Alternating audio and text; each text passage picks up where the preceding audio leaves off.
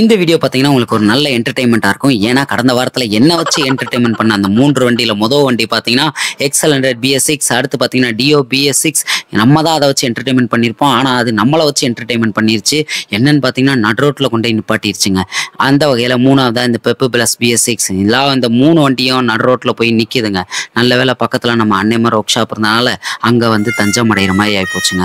So இந்த 3 BS6 என்ன complaint ஆச்சு, எதனால் என்னை நடு ரோட்டில் கொண்டு வந்து நிப்பாட்டுச்சு அப்படின்றதான் பார்க்க போகிறோம். குறிப்பு ஓபிடி டூலில் இது எதுவுமே கம்ப்ளைண்ட் காமிக்கலை. ஸோ மொதல் வண்டி பார்த்தீங்கன்னா நமக்கு எல்லாத்துக்கும் ஃபேவரட்டான வண்டி XL100 BS6. மேலே பார்த்தீங்கன்னா தெரியும், ஒரு பழைய எக்ஸல் கூட சூப்பராக போயிட்டுருக்குங்க. ஆனால் நம்ம எடுத்துகிட்டு வந்து BS6 வண்டி என்னை நடு ரோட்டில் நிற்க விட்டு என்னடான்னு பார்க்க வச்சு, சரி நம்ம பையில வர சொல்லி டோ பண்ணி கடை கொண்டு போய் என்ன தான் கம்ப்ளைண்ட்டுன்னு பம்பு பிடுங்கினோங்க. ஏன்னா அந்த வண்டியில் நிற்கும் போதே லைட்டாக கணிச்சிட்டேன், பெட்ரோல் வராத மாதிரி தான் இருந்துச்சு. சரி இப்போ சாவி ஆன் பண்ணுடா, ஆன் பண்ணால் பம்புலேருந்து எப்படி வருதுன்னு உங்களுக்கு பார்த்தீங்கன்னா தெரியும். நம்ம சீசன் இல்லாத குற்றால நீர்வீழ்ச்சி மாதிரி இருக்குங்க. பார்த்தீங்கன்னா தெரியும், பெட்ரோல் வரவா வேணாமான்ட்டு அப்படி நிற்கிது. சுத்தமாக ப்ரெஷரே இல்லை இந்த BS6 வண்டியில். பார்த்தீங்கன்னா இது எடுத்தோன்னே கம்ப்ளைண்ட் தெரியலை, ஆனால் கொஞ்சம் தூரம் போய் ஹீட் ஆன பற்றி தான் இந்த கம்ப்ளைண்ட் இருந்துச்சு. ஸோ இந்த 3 வண்டிலையும் பார்த்தீங்கன்னா இந்த சேம் கம்ப்ளைண்ட் தாங்க. 3லையுமே பெட்ரோல் பம்பா அப்படின்னு யோசிச்சிங்கன்னா அதை தான் சொல்ல முடியாது. இந்த XL100ல் வந்து பார்த்தீங்கன்னா ஹீட் ஆனோடனே வண்டி ஆஃப் ஆச்சு. ஆஃப் ஆனப்போ நம்ம இப்போ நீங்கள் பார்த்தோம்னா தெரியுது பெட்ரோல் லெவல் ரொம்ப கம்மியாக வருது. ஸோ பெட்ரோல் ரொம்ப கம்மியாக இருக்கா அப்படின்னு டேங்குக்குள்ளே எட்டி பார்த்தோம்னா மேலே தெலும்ப இருக்குங்க. ஸோ அப்படி இருந்தும் பார்த்தீங்கன்னா இது வந்து பெட்ரோல் வந்து வரவே இல்லை. ஸோ வந்து பார்த்தீங்கன்னா பெட்ரோல் மெயின்டைன் பண்ணாட்டினா இந்த மாதிரி தான் நம்மளை நடு ரோட்டில் கொண்டு போய் நம்மளை பழி வாங்கிடும். அதாவது BS6 வண்டியெல்லாம் இப்போ எல்லாத்தையும் பழி வாங்குது. வண்டி வாங்கினவங்களை ஃபுல்லாக பழி வாங்குது, அப்படி தான் சொல்லணும். வண்டி விற்றவங்களை பழி வாங்குதோ இல்லையோ, வாங்கினவங்களையும் வேலை பார்க்குற நம்மளையும் தான் பழி வாங்குது. அந்த வகையில் பார்த்தீங்கன்னா இந்த BS6 டியோ இந்த வண்டி பார்த்தீங்கன்னா கரண்ட்டுங்க. கரண்ட்டில் பிரச்சனை, பெட்ரோலில் பிரச்சனை கிடையாது. பெட்ரோல் பம்பெல்லாம் சூப்பராக இருந்துச்சு. இந்த கரண்ட்டு பார்த்தீங்கன்னா தெரியும் சவுண்டு கேட்குது, ஆனால் கரண்ட்டை கண்ணிலே காணாங்க. இது என்னடா கரண்ட் சவுண்டு மட்டும் வருது, கரண்ட்டை காணன்னு இப்போ பார்த்தீங்கன்னா தெரியும். நீங்களே மால் ஃபங்க்ஷன் லைட், ஆனால் எதுவுமே எரியலை. மால் ஃபங்க்ஷன் லைட் எரிஞ்சாவா ஏதாவது டூல் போடலாம், ஆனால் மால் ஃபங்க்ஷன் லைட் எரியலை. ஸோ கரண்ட் வருதான்னு பார்த்தா கரண்ட்டை காணா, கண்ணில் காணா, ஆனால் சவுண்டு மட்டும் வருது. ஸோ என்னன்னு பார்த்தோம்னா இதில் கரண்ட் வந்து கம்மியாக இருந்துச்சு. ஸோ எதனால் கம்மின்னு பார்த்தோம்னா HT காயிலில் பிரச்சனை. ஸோ ஒரு HT காயிலை கையோடு அடுத்து வந்து மறுபடியும் வண்டியை தள்ளிட்டு போய் மறுபடியும் ஒரு HT காயிலை எடுத்து போட்டோங்க. இப்போ பார்த்தீங்கன்னா தெரியும் கரண்ட்டு நல்ல கண்ணுக்கு தெரியுதுங்களா, அந்த மாதிரி தான் கரண்ட்டை இப்போ பார்த்தோம்னா தெரியும் சடன்னு நல்ல கரண்ட்டுக்கு தெரியுது.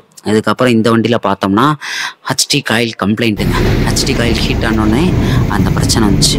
ஸோ வேறு ஒன்றும் கிடையாது. இந்த டியோவில் இப்போ பார்த்தீங்கன்னா தெரியும் டியோவில் கரண்ட் நல்லா வருது. இந்த வண்டியில் HT காயில் கம்ப்ளைண்ட் ஹீட் ஆனோடனே கரண்ட்டு கம்மியாயிடுது.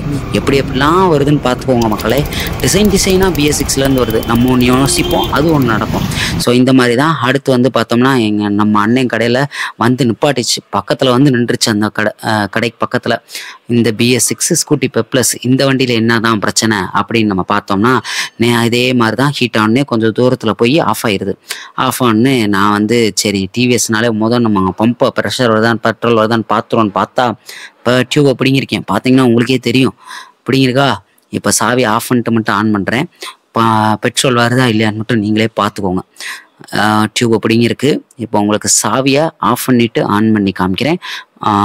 இப்போ சாவி ஆஃப் பண்ணிட்டு ஆன் பண்ணுறேன். பார்த்தீங்கன்னா தெரியும் ஆஃப் பண்ணிட்டு ஆன் பண்ணா பெட்ரோல் கொஞ்சமாக அந்த இடத்துல வரணுமா, ஒரு சொட்டு கூட வரலங்க. இதுவும் ஹீட் ஆனே வர கம்ப்ளைண்ட்.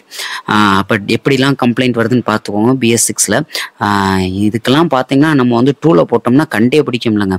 சாவி ஆஃப் பண்ணிட்டு ஆன் பண்ணிட்டாலும் சாவி டூவில் போட்டு பார்த்தா ஒன்றுமே தெரில. சாவி ஆஃப் பண்ணிட்டு ஆன் பண்ணிருக்கேன், ஒரு சொட்டு கூட வரல அந்த இந்த மாதிரி வண்டியெல்லாம் இப்போ என்ன தான் பண்ணுறது, டூல்லையும் காமிக்காது. ப்ளஸ் வந்து நம்ம என்ன தான் கழட்டி பார்த்தாலும் கம்ப்ளைண்ட்டு தெரியாது. இப்போ நிற்கிற இந்த BS6 ஸ்கூட்டி நிற்கிது பார்த்தீங்களா, இதை என் கடையிலேருந்து எடுக்கிறப்ப பெட்ரோல் பம்பு எல்லாம் ப்ரெஷர்லாம் செக் பண்ணேன், நல்லா தான் இருந்துச்சு. அதுக்கப்புறம் பார்த்தீங்கன்னா கொஞ்சம் தூரம் கிட்டத்தட்ட ஒரு 8 கிலோமீட்டர் கிட்ட ஓட்டிட்டு வந்த பற்றி தான் தெரியுது இதோட கம்ப்ளைண்ட்டு. ஸோ நான் என்ன சொல்ல வரேன்னு பார்த்தீங்கன்னா நம்ம வந்து கஸ்டமராக மாறிடணுங்க.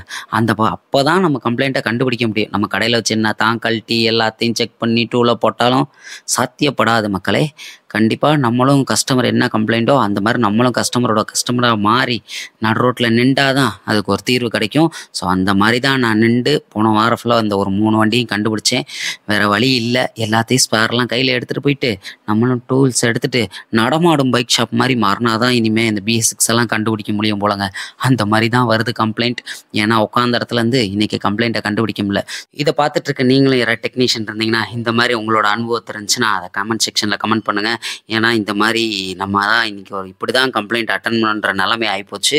ஸோ எல்லாத்துக்கும் இந்த வீடியோவில் ஒரு தெளிவு கிடச்சிருக்குன்னு நினைக்கிறேன். இந்த மாதிரி கம்ப்ளைண்ட் வருது, உதாரணத்துக்கு இந்த ஒரு 3 வண்டியோட கம்ப்ளைண்ட்டு என்ன மாதிரி நின்றுச்சு, எப்படி கண்டுபிடிச்சோம், என்னென்ன பார்ட்ஸ் போயிருந்துச்சுன்றத இந்த வீடியோ மூலமாக உங்களுக்கு யூஸ்ஃபுல்லாக இருக்கும்னு நினைக்கிறேன். ஸோ நான் டெக்னீஷியன் இருந்தீங்கன்னா கண்டிப்பாக இந்த மெத்தடை ஃபாலோ பண்ணுங்கள். என்னன்னு பார்த்தீங்கன்னா கையில் எல்லா டூல்ஸையும் எடுத்துகிட்டு போய் நடு ரோட்டில் இருந்தால் தான் இதை கண்டுபிடிக்க முடியும். விளையாட்டுக்கு சொல்ல நிஜத்திலே நான் அனுபவித்ததில் அது சிரிப்பாக தான் இருக்குது. அந்த மாதிரி மாறினா தான் கண்டுபிடிக்க முடியுதுங்க. ஏன்னா கடைக்குள்ளே வச்சு எல்லாத்தையும் கழட்டி வெளியில் செக் பண்ணி பார்த்துட்டு பல்வேறு டூல்ஸையும் இதுக்காண்டி வாங்கி போட்டு பார்த்து செக் பண்ணோம்னாலும் ஒரு சில கம்ப்ளைண்ட் இந்த மாதிரி தான் இருக்குது. ஸோ கண்டிப்பாக யூஸ்ஃபுல்லாக இருக்கும்னு நினைக்கிறேன். உங்களோட எக்ஸ்பீரியன்ஸை கண்டிப்பாக ஷேர் பண்ணுங்கள், நிறைய பேருக்கு ஷேர் பண்ணுங்கள். இந்த மாதிரியான ஒரு மெத்தடை யூஸ் பண்ணி BS6 வண்டியில் கம்ப்ளைண்ட் அரெஸ்ட் பண்ணி கஸ்டமருக்கு சாட்டிஸ்ஃபைட் பண்ணி கொடுக்குறதுக்கு நம்ம சேனல் யூஸ்ஃபுல்லாக இருக்கும்னு நினைக்கிறேன். தேங்க்ஸ் ஃபார் வாட்சிங். நிறைய பேருக்கு ஷேர் பண்ணுங்கள். பைக் எலக்ட்ரிஷியன் மதுரை சேனலை சப்ஸ்கிரைப் பண்ணிக்கோங்க. தேங்க்ஸ்.